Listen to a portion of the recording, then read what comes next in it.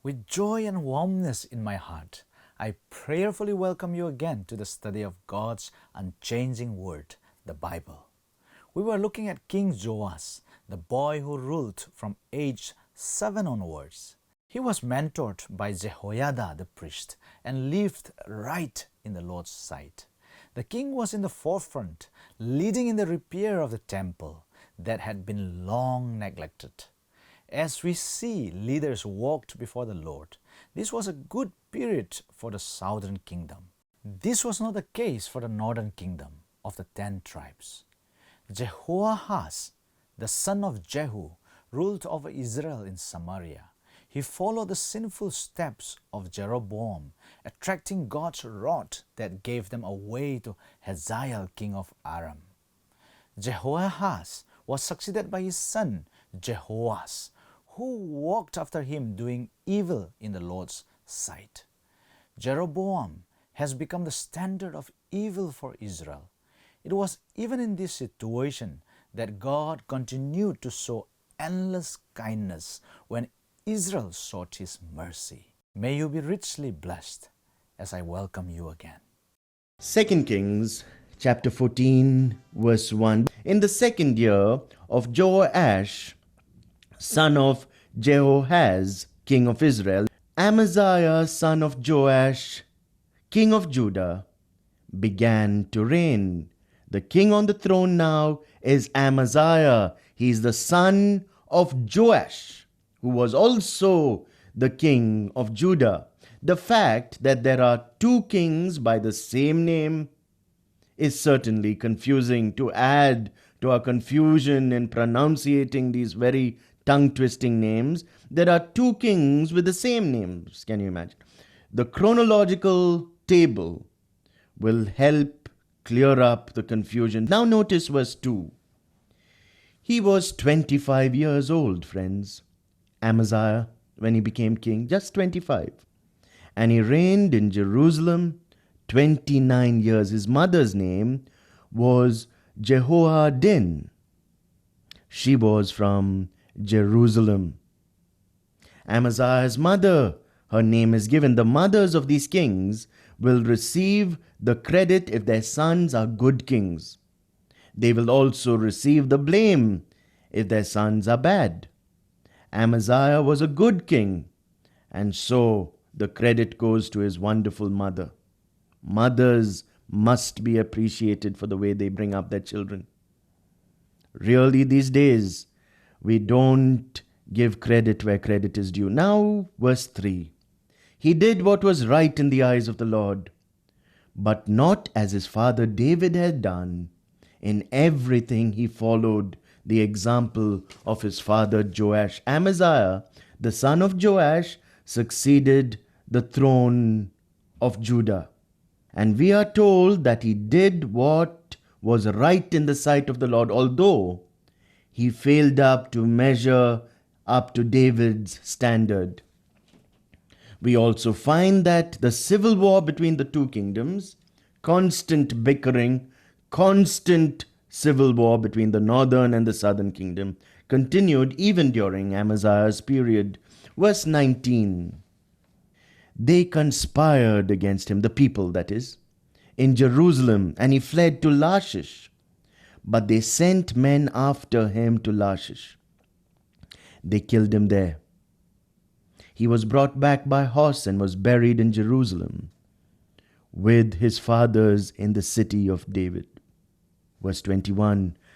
Then all the people of Judah took Azariah, who was 16 years old, and made him king in the place of his father Amaziah. He was the one who rebuilt Elath and restored it to Judah, after Amaziah rested with his fathers. Amaziah fled to the city of Lachish, you notice, where there was a fortress. It offered refuge to people who sought to capture the king. Now verse 23. We read of another Jeroboam, Jeroboam II, who reigns in the southern kingdom of Israel. Not much is said strangely about Azariah, but now we will consider Jeroboam in the 15th year of Amaziah, son of Joash, king of Judah. Jeroboam, son of Joash, king of Israel, became king in Samaria. The capital of the northern kingdom was Samaria. And he reigned 41 years. Verse 24.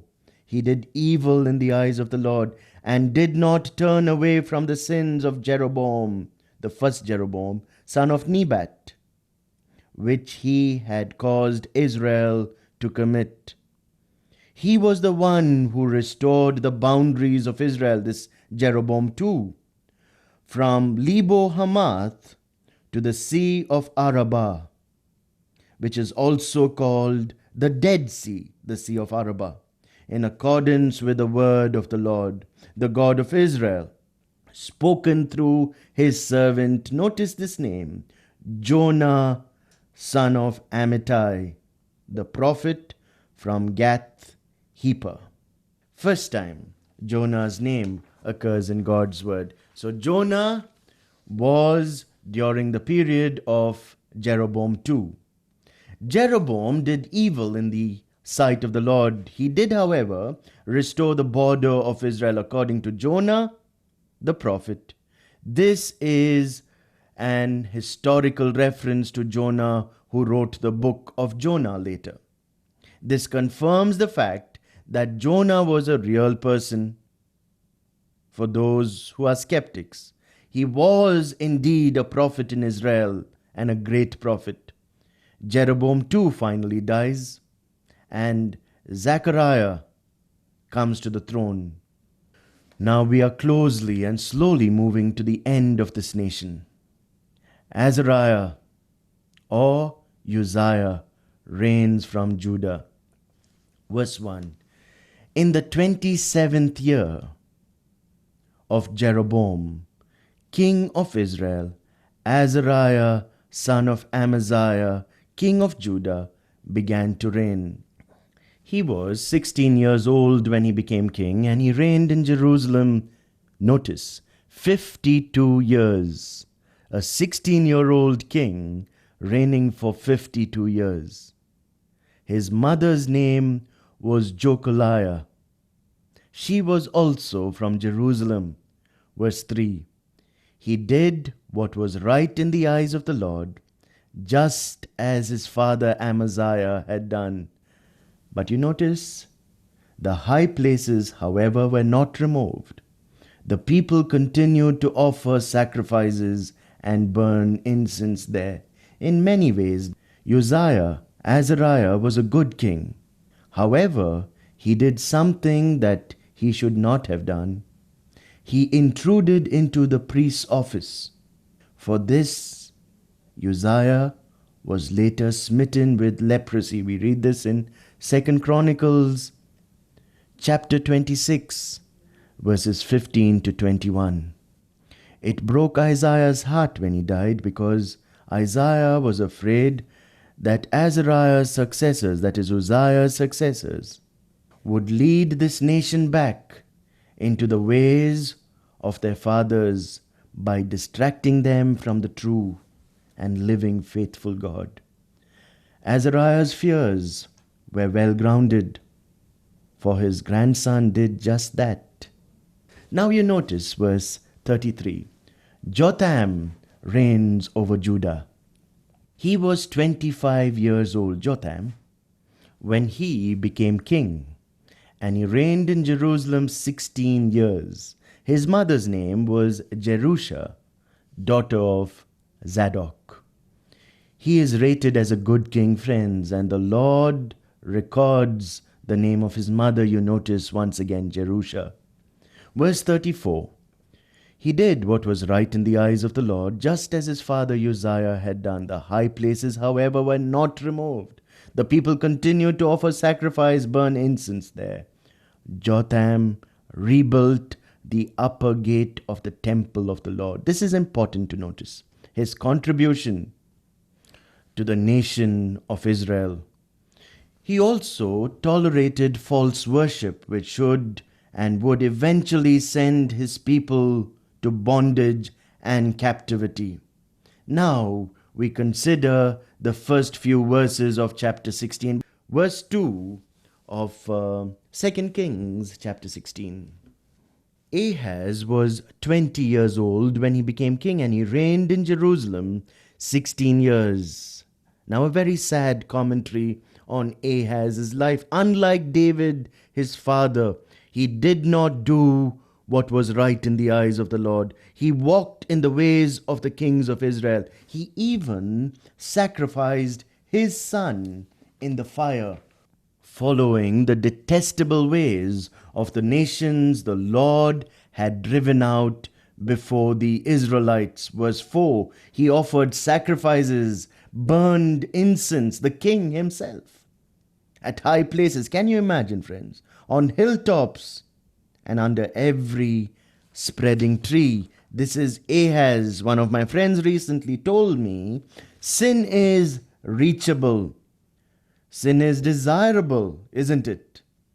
In many of our lives, sin is also entertained. It is enjoyable. It is reachable. It is desirable. It is enjoyable. But the consequence of sin is terrible. And we will note this in the life of Ahaz. Verse 5, then Rezin, king of Aram or Syria, and Pekah, son of Ramaliah, king of Israel. Rezin and Pekah marched up to fight against Jerusalem and besieged Ahaz, but they could not overpower him. Let me add a footnote here, friends. Rezin is the king of Aram. Pekah is the king of Israel. How can Israel, God's people, form a coalition with Syria, Aram, and fight against God's own people in the southern kingdom? It's strange, but Israel and Rezin, the king of Aram, form a coalition versus Judah here. Notice what happens. At that time, Rezin, king of Aram, recovered Elath for Aram by driving out the men of Judah. Edomites then moved into Elath and have lived there to this day. Rezin drives out God's people, and Edomites occupy the land. A very, very, very sad state of affairs. Verse 7. Ahaz sent messengers to say to Tiglath-Pileser, king of Assyria, I am your servant, your vassal. He's writing to the king of Assyria, you notice. Israel formed a bond with Syria, and Judah forms a coalition with Assyria. Come up, save me out of the hand of king of Aram and of the king of Israel who are attacking me. Verse 8. And Ahaz took the silver, you notice, and the gold found in the temple of the Lord and in the treasuries of the royal palace, and sent it as a gift to the king of Assyria, robbing the God of Israel to give it to a king of Assyria. He pays for this, and dearly he pays for this. Verse 10. Then King Ahaz went to Damascus to meet Tiglath-Pileser, king of Assyria. He saw an altar in Damascus, you notice, and he sent Uriah the priest to sketch the altar with detailed plans for its construction. God doesn't need anyone's help, friends. Last of all, an architect, but this is what Ahaz does. King Ahaz took away the side panels, removed the basins from the movable stands. He removed the sea from the bronze bulls that supported it and set it on a stone base. Ahaz is showing utter contempt and disrespect for the temple of the true and living God. Verse 18, he took away the Sabbath canopy that had been built at the temple and removed the royal entryway outside the temple of the Lord in deference to the king of Assyria. As for the other events of the reign of Ahaz and what he did, are they not written in the book of the annals of the kings of Judah, an oft repeated phrase in the book of Kings? Ahaz rested with his fathers and was buried with them in the city of David, and Hezekiah, his son, succeeded him. The chapter concludes, friends, with the death of Ahaz. The record of the facts is given that his son Hezekiah reigned after him. It is an amazing thing that a godless man like Ahaz should have a son like Hezekiah, the story of whose reign we shall see in the next chapter. These are the reasons God permitted Israel, his own people, to go into captivity. One, they disobeyed God. You notice verse 17 of 2 Kings chapter 16. The Lord warned Israel and Judah, though all and through all his prophets and seers. Turn from your evil ways, observe my commands and decrees in accordance with the entire law that I commanded your fathers to obey, and that I delivered you through my servants, the prophets. The second reason is that they doubted God. Verse 14, but they would not listen and were stiff-necked, as their fathers who did not trust in the Lord their God. And the third reason is they defied God, in that they refused to obey and observe the Sabbatic year for 490 years. Remember, God had given the Sabbath and the Jubilee for celebration of the oppressed and the depressed peoples. Every seventh Sabbath, that was every 49 years. So for 490 years, they refused to observe the Sabbatic year. They rejected, verse 15, his decrees and the covenant he made with their fathers and the warnings he had given them. They followed worthless things, and they themselves became worthless. Whoever you follow, you will become like that person. You follow Jesus, you will become like Jesus.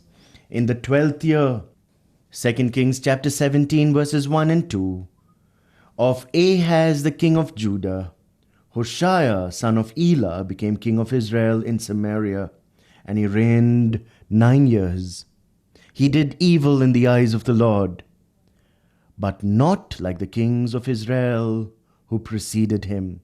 You notice the kings of Israel form a plumb line for the behavior of the kings of Judah. Verse 3, Shalmaneser, king of Assyria, came up to attack Hoshea, who had been Shalmaneser's vassal and had paid him tribute. But the king of Assyria discovered that Hoshea was a traitor, for he had sent envoys to So, king of Egypt, and he no longer paid tribute to the king of Assyria, as he had done year by year. Therefore Shalmaneser seized him, put him in prison. The king of Assyria invaded the entire land, marched against Samaria, and laid siege to it for 3 years. Now the third nation we heard of: Israel, Syria, Assyria, and now Egypt. Wasn't Egypt the same land from which God had delivered them? But Israel kept going back to the same sin because of one reason: they thought they could live their lives on their own. Pride is the cancer of the soul, my friend. Its root goes deep. Only a little left behind sprouts again. A little pride will sprout again. It needs to be uprooted. Its seeds lodge in the tiniest encouraging cracks of our soul, and it flourishes in good soil. Friend, the danger of pride is that it feeds on God's goodness. I usually say this: Israel's pride took them for a ride, friends, because they rejected God, the perfect guide. But friends, humble yourself in the sight of the Lord, and He will surely, surely, surely lift you up. I believe you enjoyed the Bible study, dear friends. While names after names could confuse you, But our takeaway from these lessons surely is the fact that without God, peace and stability elude an individual or a nation. The absence of God is a recipe for disaster, and especially in the situation or opportunity that involves power and glory, the pressure to achieve anything with any means could be overwhelming. So, what should worry us is the menace of idolatry and paganism. They could be in our lives in a dormant form from previous beliefs and practices we followed, or they could slowly and subtly slide into us without even realizing them. The pride of life, the lust for wealth, position, prestige, and pleasure, all this could draw us away from God into anything else. How is your walk with God, dear brothers and sisters? Do you still allow Him to be your Lord over your life, speaking and directing you? Is it only in God that we have our complete fulfillment and contentment? I hope to see you again. Till then, ponder on this, and God bless you.